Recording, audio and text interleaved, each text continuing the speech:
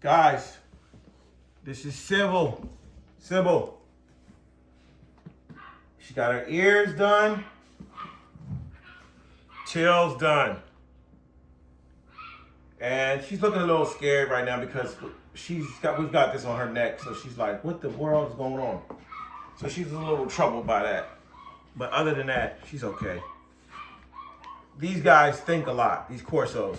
But today we're going to be talking about papers, registration, and purebred Corsos. So one thing you got to know. The original breed standard for a Chinese Corso is the tail docked and the ears cropped. When you don't have the ears cropped and the tails docked, the puppies don't look as good as they should. And if you were in a show, like ICCF show, and I'm even thinking, I'm not 100% sure, but you wouldn't be able to show the dog in like basically all the shows. You probably wouldn't be able to win without the ears and the tails docked. I believe the only place you probably can win is in Europe. That's a whole nother subject. So recently somebody was asking me, are those purebred Corsos? Are those purebred Corsos? And they asked like multiple times.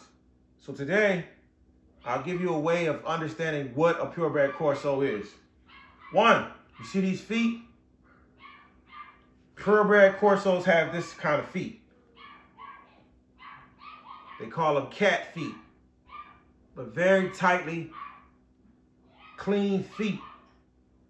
They're not big and webbed. They're not, skinny, but they look like this. They thick and they tight. They don't have fat, wide feet. They have pretty cat feet. And two, if you're getting a Corso, try to get a Corso with the ears done and the tails done. Most reputable kind of Corso breeders will have the ears done and the tails done. Breeders that don't do the ears and the tails more than likely don't want to go through the trouble of doing the ears and the tails because it costs a lot of money. But that's kind of a sign to show you, okay, these are probably real kind of Corsos. Because basically, when you put these dogs out into the world, you want them to have that look. So, that's a whole nother story. But let's get into the stature of the Cane Corso, like some breed characteristics. So the Corso legs are supposed to be half the length of the body when it's fully developed. Also, it's got the nice muzzle, it's got the Corso eyes and the face.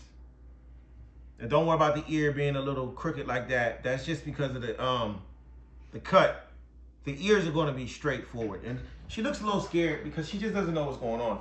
Like I said before, Corsos are very sensitive, so any little thing that's going on can kind of have her just a little sensitive. Because she doesn't know why she's in the house all of a sudden by herself. These dogs don't really come in the house like that with us. Their main job is to run around in the yard, or we go to the park and we run around. We do activities. We don't treat them as house pets when they're puppies. We just train them to walk on a leash, train them to be in a car, and take them out in public. So that's another thing. A lot of Corso breeders or a lot of dog breeders do not take their dogs or puppies outside into the world. They just leave them in the yard and throw a bowl of food out there. Two things. One, a dog like this is sensitive to noise, sounds, vibrations, smells, sights, touches. So you need to expose them to everything so it has a solid nerve and a solid temperament. Even though this dog's acting a little sensitive, it's not really scared or anything like that. It's just wondering, did I do something wrong? Is something going on? Whatever. But it can handle loud noises, different smells, and different things. It can handle it. Trust me on that. So, this is the breed registration form. You can see the little, I don't even know what you call these things. This is the paperwork for the puppy. That's her birth certificate. This is the birth certificate of the dog. It has the parents listed on it, and it has the mother and father listed on it. And it's from a registry. A registry is somewhere where they catalog all the dogs in a dog's breeding, the family tree.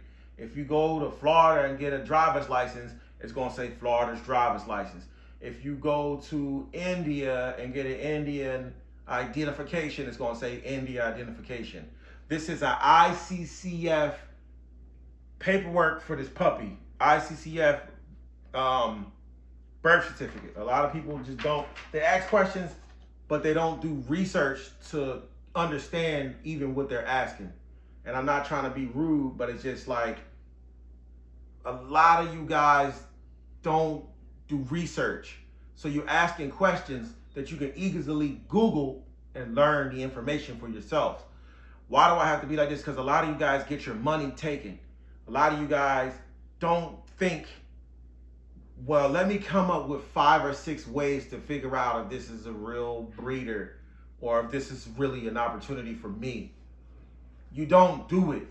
You see something, you press something, you get your money taken. Then when I encounter you, I have to deal with the fact that someone has taken your money, and now you're skeptical. Now you don't even have a clue of how to figure out or do any kind of research on your own. Called Kennels. We've been doing videos for about 6 years now, maybe 5, 6 years. But we've been doing this for 11 years.